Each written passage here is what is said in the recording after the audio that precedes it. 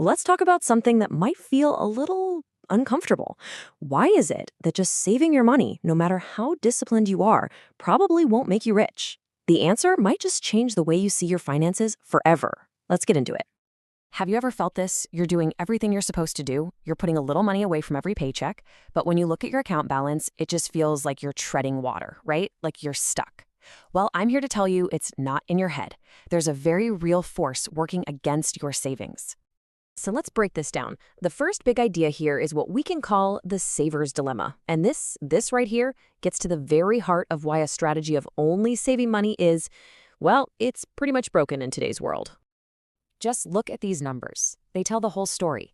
Your savings account might pay you, 1% in interest? And that feels like you're making a little something.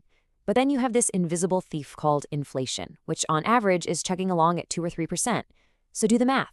You're not making 1%. You are losing value every single year. You're trying to walk up a downward escalator. You're putting in the effort, but you're actually going backwards. And this all comes down to a really key concept: purchasing power. Forget how many dollars you have for a second. The real question is, what can those dollars buy? How many pizzas? How many tanks of gas? When inflation is higher than your interest rate, your money is literally getting weaker. That $100 you saved a year ago, it can only buy you maybe $97 or $98 worth of stuff today. You know, the financial author Ramit Sethi just nails it with this quote. It's so simple. Saving is your defense. It's your goalie. It protects you. But you can't win a game just by playing defense. You need an offense. You need a way to actually score points and build real wealth. So let's just get this straight. Saving isn't the rocket ship that's going to take you to financial freedom. It's the launch pad. And you absolutely need the launch pad. It's critical. It provides stability and safety. But the launch pad itself isn't going anywhere. To actually get to the moon, you need an engine. So if saving isn't the final destination, what is it for? Well, it's your financial foundation. Think of it as the solid concrete you pour before you even think about building the house. It has to be there first. And what is the entire point of that foundation? One thing, and one thing only: your emergency fund. This is non-negotiable. Your first mission before anything else is to save 3 to 6 months of your essential living expenses. This is your life happens fund. The car breaks down, you get a surprise medical bill. This is the money that lets you sleep at night.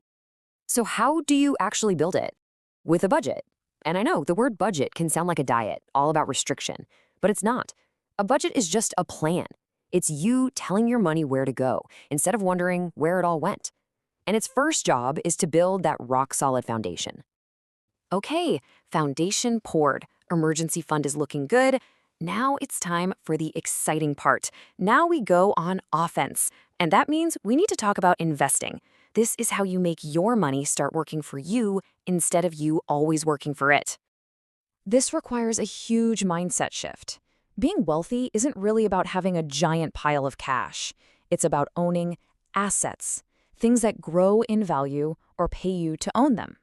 We have to shift our thinking from being cash collectors to being asset builders. So what kind of assets are we talking about? Well, it could be the classics, like retirement accounts, a 401k or an IRA. It could be super simple, low-cost index funds that just track the entire market. For some people, it's real estate, or maybe it's starting a side business. Heck, even investing in your own skills to get a raise is a form of asset building.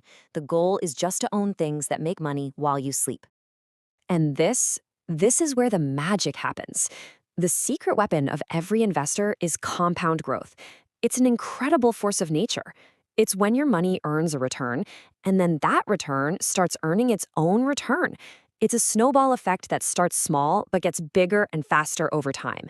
And this is exactly why your most valuable asset isn't money, it's time.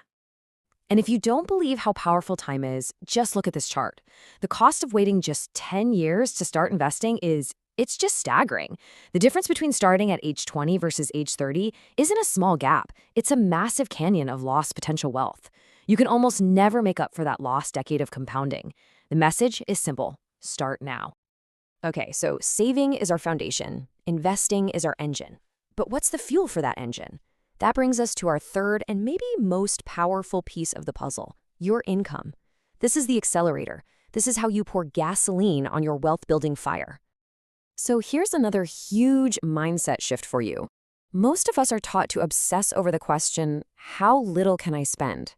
And listen, being frugal is great, but there's a hard limit on how much you can cut, right? You can't cut your spending to zero.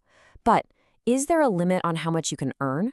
When you shift your energy from defense to offense, from cutting costs to growing your income, a whole new world opens up. I want you to think about your income sources like a team. Your main job, that's your base. It's steady, it pays the bills. A side hustle or some freelance work, that's your accelerator. That's the extra cash you can funnel straight into your investments. And eventually, those investment returns, they become your long-term wealth engine, working for you 24/7 in the background. Now, this right here is a crucial moment where wealth is either built or destroyed. As you start to earn more money, you'll hit a fork in the road. One path is lifestyle creep. You get a raise, you get a nicer car, a bigger apartment. The other path, you take every new dollar from that raise and you immediately send it off to work in your investments. Choosing that second path, that's how you turn a small spark into a bonfire. All right, we have covered a ton of ground. So let's bring it all home. Let's boil it all down into a simple, actionable strategy. This is your wealth building playbook. It really just comes down to these 3 simple steps. Number 1, save. Build that bulletproof 3 to 6 month emergency fund for your security. Number 2, invest. Consistently and automatically put your money into assets that can grow. And number 3, grow. Actively focus on increasing your income so you can fuel the whole process. Save, invest, grow. That's it. That's the playbook. So in the end, it all comes down to a choice. What do you want your money to do? Do you want it to just sit there safely while quietly losing its power day after day? Or do you want it to grow smartly, working around the clock to build the future you actually want? The old way of just saving isn't enough anymore. The new way is clear. The choice is yours.